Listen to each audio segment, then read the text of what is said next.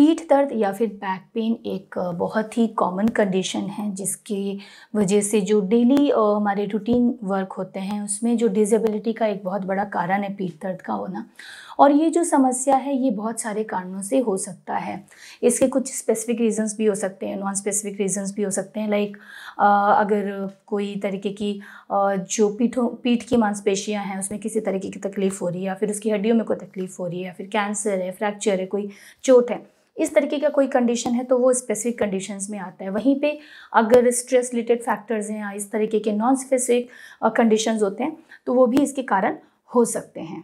तो जो पीठ दर्द है ये इसकी अगर हम लक्षणों की बात करें तो जो इसका दर्द है पीठ की मांसपेशियों से यानी कि जो मसल्स हैं पीठ के उससे शुरू हो सकता है और साथ ही साथ ये जो इसकी इंटेंसिटी एंड सिवियरिटी है वो काफ़ी ज़्यादा डिफरेंट हो सकता है। लाइक बिल्कुल शार्प शूटिंग पेन हो सकता है या फिर कई बार बर्निंग सेंसेशन टाइप की फीलिंग हो सकती है, स्टैबिंग पेन हो सकता है। तो इस तरीके की अलग अलग इंटेंसिटी के साथ में जो पीठ दर्द है वो प्रेजेंट हो सकता है। साथ ही साथ जो पीठ का दर्द होता है मांसपेशियों में प्रेजेंट होने के साथ साथ कई बार आपको अकड़न या जकड़न जैसा महसूस होता है और वो दर्द जो होता है आपके पैरों तक रेडिएट कर जाता है, मतलब कि पैरों में भी वो दर्द महसूस होने लगता है। कई बार एक पैर में ही होता है, कई बार दोनों पैरों में महसूस होने लगता है और साथ ही साथ पैरों में झुंझुनाहट या सुनपन की भी फीलिंग कई बार प्रेजेंट हो सकती है। तो ये अलग अलग तरीके के इसके लक्षण देखे जाते हैं जो कि पीठ दर्द के साथ में एसोसिएटेड होते हैं, उसके साथ में प्रेजेंट होते हैं।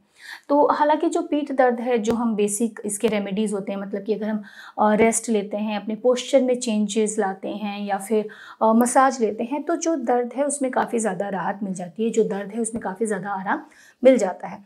लेकिन कई बार होता है कि लंबे समय तक ये दर्द बना रहता है। जैसे कि अगर 12 हफ्ते से कम के समय के लिए दर्द है तो हम इसको अक्यूट बोल सकते हैं और वहीं पे इससे ज़्यादा समय से अगर ये दर्द प्रेजेंट है तो उसको हम क्रॉनिक बोलते हैं, मतलब कि लंबे समय से ये दर्द बना हुआ है। साथ ही साथ कुछ और भी इसके और लक्षण होते हैं जिसके बारे में मैं आपको आगे बताती हूँ। अगर ऐसे लक्षण आपको दिखते हैं और लंबे समय के लिए आपका पीठ का दर्द बना हुआ है तो सेल्फ मेडिकेशन या फिर सेल्फ हेल्प से बेटर है कि हम डॉक्टर से कंसल्ट करें, क्योंकि उसका कुछ और भी कारण हो सकता है जो कि सीरियस हो सकता है, जिसका ट्रीटमेंट बहुत ज़्यादा ज़रूरी है। अब अगर हम बात करें कि सबसे ज़्यादा कॉमनली किन कारणों से पीठ का दर्द हो सकता है, तो हड्डियों का जो पीठ की हड्डी है उसमें कोई दिक्कत हो सकती है, जो हड्डी है उसके जो जॉइंट्स हैं उसमें कोई प्रॉब्लम हो सकती है, प्रेशर हो सकता है, फ्रैक्चर हो सकता है। उसके अलावा जो इसकी पीठ की जो हड्डी है उससे जुड़े जो मांसपेशियां हैं, मतलब कि जो मसल्स हैं उसमें कोई प्रॉब्लम हो सकती है, खिंचाव हो सकता है या फिर कुछ भी उससे जुड़ी दिक्कतें हो सकती हैं। साथ ही साथ जो इससे जुड़े नर्व्स हैं यानी कि जो नसें हैं उनमें दिक्कत है, कंप्रेशन है या फिर किसी भी तरीके की इंजरी है, तो पीठ दर्द इन सारे कारणों से हो सकता है। जो पीठ में मांसपेशियों का खिंचाव, मांसपेशियों पे अगर स्ट्रेन पड़ा है तो वो सबसे ज़्यादा कॉमन फैक्टर होता है पीठ में दर्द होने का। तो due to any reason, like आप वेट उठा रहे हैं बहुत ज़्यादा या फिर किसी आपका पोस्चर गलत है, सडन आपका कुछ ऐसा मूवमेंट हो रहा है जिसकी वजह से जो आपका पीठ है उसके जो मसल या फिर लिगामेंट है उसमें प्रॉब्लम आ जा रही है, तो पीठ में दर्द हो सकता है, मसल स्पैज़म जैसी कंडीशन हो सकती है। साथ ही साथ अगर हम दूसरे फैक्टर्स की बात करें जिसकी वजह से बैक पेन की कंप्लेन हो सकती है, तो अगर आपके जो स्पाइनल डिस्क है उससे रिलेटेड प्रॉब्लम्स हो सकती हैं, स्पाइनल डिस्क डिजनरेशन हो सकता है, उससे रिलेटेड और भी कई सारी दिक्कतें होती हैं, तो वो अगर कोई कंडीशन प्रेजेंट है उससे रिलेटेड तो उसमें भी पीठ दर्द की कंप्लेन हो सकती है। साथ ही साथ आर्थराइटिक कंडीशंस हैं उसमें भी ये प्रॉब्लम हो सकती है। ऑस्टियोआर्थराइटिस जो कि यूजली इंक्रीजिंग एज यानी कि जो बढ़ती उम्र है उसके साथ ही कंडीशन देखा गया है, तो वहाँ पे भी आपकी पीठ में दर्द हो सकता है। साथ ही साथ जो ऑस्टियोपोरोसिस की कंडीशन है जहाँ पे हड्डियाँ बहुत ज़्यादा पोरस और ब्रिटल हो जाती हैं, फ्रैक्चर के चांसेस बढ़ जाते हैं, माइक्रो फ्रैक्चर्स काफ़ी ज़्यादा हो जाते हैं, जो कि स्पेशली जो फीमेल्स हैं, पोस्ट मेनोपॉजल फीमेल्स हैं, उसमें ये कंडीशन कॉमनली देखी जाती है और ये भी बैक पेन का यानी कि पीठ में दर्द होने का एक बहुत बड़ा कारण हो सकता है। साथ ही साथ ड्यूरिंग प्रेगनेंसी ये दिक्कतें काफ़ी ज़्यादा बढ़ जाती हैं। पीठ में दर्द की समस्या गर्भवती महिला को हो सकती है, तो ऐसे में जो महिला होती है, जो गर्भवती महिला है, उसको कोशिश करना चाहिए कि किसी एक पोस्चर में बहुत ज़्यादा देर तक ना रहें, चाहे वो सिटिंग पोजीशन हो या फिर स्टैंडिंग पोजीशन हो। फॉरवर्ड बेंडिंग को अवॉइड करना चाहिए और बहुत ज़्यादा वेट लिफ्ट करने से भी बचना चाहिए। उसके अलावा जैसे कि मैंने बताया था कि जॉइंट्स में फ्रैक्चर्स हो सकते हैं, जॉइंट में प्रेशर हो सकता है और भी अलग अलग इंजरीज़ हो सकती हैं जिसकी वजह से पीठ दर्द हो सकता है। अच्छा, कई बार होता है कि हम किसी वजह से हमारा एक्सीडेंट हुआ है या गिरे हैं या किसी भी तरीके का हमें चोट लगा जो कि काफ़ी पहले लगा था, ध्यान नहीं दिया और बाद में पीठ दर्द की कंप्लेन हो रही है, तो वो उस चोट की वजह से हो सकता है कि रीढ़ की हड्डी में कुछ प्रॉब्लम आई हो, फ्रैक्चर हुआ हो, जो कि उस टाइम ध्यान ना दिया गया हो जब चोट लगी हो। तो ये भी एक बहुत बड़ा कारण होता है जो कि मिस हो जाता है at the time of accident, और इसकी कंप्लेन हम कई बारी काफ़ी टाइम बाद में करते हैं। तो अगर हम इसके रिस्क फैक्टर्स की बात करें तो बढ़ती एज एक इसका बहुत बड़ा रिस्क फैक्टर हो सकता है। साथ ही साथ हम अगर थोड़ी बहुत एक्सरसाइजेस नहीं करते हैं, अगर हमारी स्टिफनेस काफ़ी ज़्यादा हो जाती है तो भी एक कारण हो सकता है। तो थोड़े बहुत जो डेली रूटीन की जो बेसिक एक्टिविटीज़ हैं उनको ज़रूर हमें अपनी लाइफ में इंक्लूड करना चाहिए। सडन वेट लिफ्टिंग से और बहुत ज़्यादा अपनी कैपेबिलिटी से ज़्यादा जो वेट लिफ्टिंग है वो बिल्कुल नहीं करनी चाहिए। सडन जो ऑकवर्ड मूवमेंट्स हैं उनको अवॉइड करना चाहिए। चलते हुए और पोस्चर चेंज करते हुए ध्यान देना चाहिए। हम जब बैठ रहे हैं लंबे समय के लिए, कई बार हम ऑफिस वर्क के लिए बैठते हैं, तो ध्यान देना चाहिए कि जो हमारा पोस्चर है वो सही रहे। इम्प्रॉपर पोस्चर भी एक बहुत बड़ा रिस्क फैक्टर होता है बैक पेन के लिए। साथ ही साथ साइकोलॉजिकल फैक्टर्स भी बहुत ज़्यादा इंपॉर्टेंस रखते हैं। जैसा कि मैंने पहले बताया था कि कुछ एक नॉन स्पेसिफिक रीजंस भी होते हैं पीठ दर्द के, तो जो साइकोलॉजिकल फैक्टर्स हैं वो नॉन स्पेसिफिक कॉजेज़ के ग्रुप में आते हैं। एग्जैक्टली आपको सुनने में लग रहा होगा कि पीठ दर्द में साइकोलॉजिकल फैक्टर्स का क्या रोल है या फिर उनकी क्या इंपॉर्टेंस है, बट ये बहुत ज़्यादा इंपॉर्टेंट है।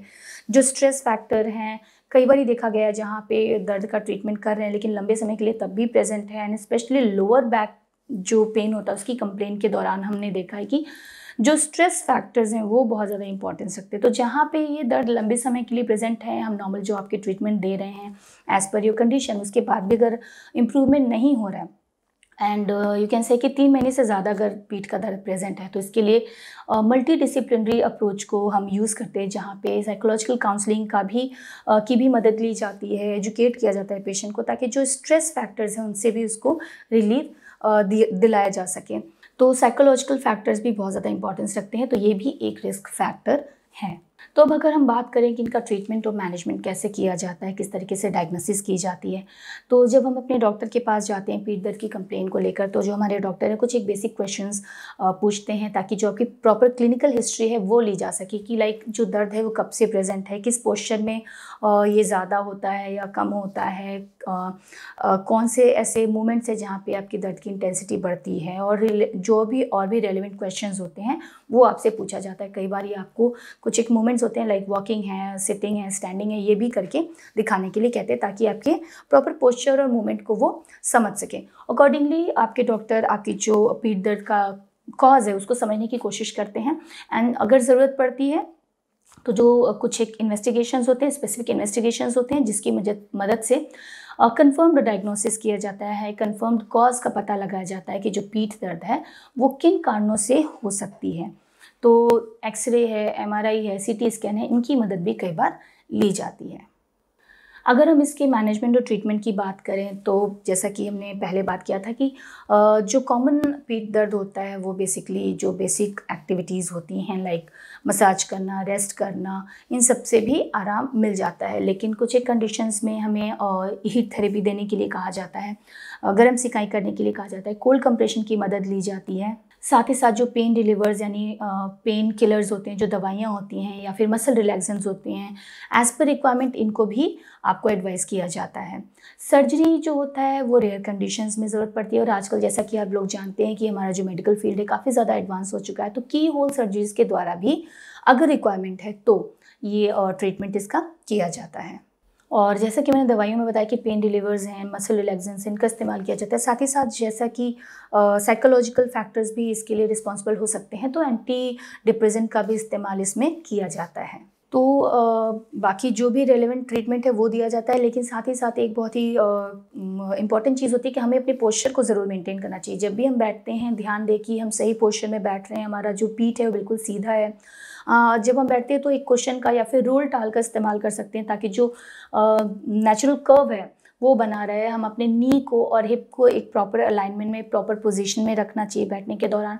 जब भी हम उठते हैं या बैठते हैं तो सडन जर्क मूवमेंट्स को अवॉइड करना चाहिए और उतना ही वेट लिफ्ट करना चाहिए जितनी हमारी कैपेबिलिटी है। अब उससे ज़्यादा एक्सेसिव वेट लिफ्ट करने से हमारे मसल्स पे, हमारे लिगामेंट पे, हमारे जॉइंट्स पे बहुत ज़्यादा नेगेटिव इफेक्ट होता है, जिसकी वजह से पीठ दर्द की कंडीशन, कई बार फ्रैक्चर जैसे कंडीशंस भी हो सकते हैं। तो ये सारे जो मूवमेंट्स हैं इनको हमें अवॉइड करना चाहिए और जो basic exercise and basic activities हैं लाइफ में उनको ज़रूर फॉलो करना चाहिए, ताकि एक जो स्टिफनेस का लेवल है उसको हम मेंटेन रख सकें, स्टिफनेस ना होने दें, आई मीन टू से कि स्टिफनेस ना होने दें एंड प्रॉपर मूवमेंट हमारे पीठ का, हमारे जो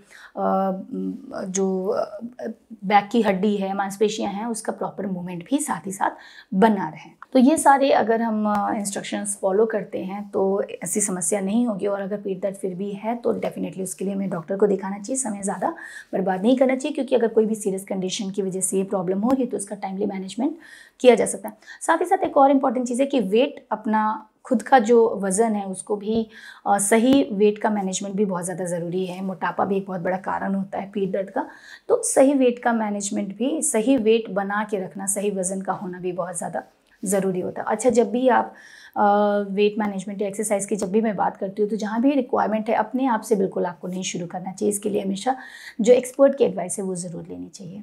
तो आज के इस वीडियो में हमने पीठ दर्द से जुड़ी जानकारियाँ शेयर की। उम्मीद करती हूँ कि इससे ज़रूर आपको मदद मिलेगी। इसके अलावा भी अगर आपके मन में कोई भी सुझाव है या फिर और भी आप कुछ जानना चाहते हो, कमेंट बॉक्स में जाके हमें ज़रूर बताएं। धन्यवाद।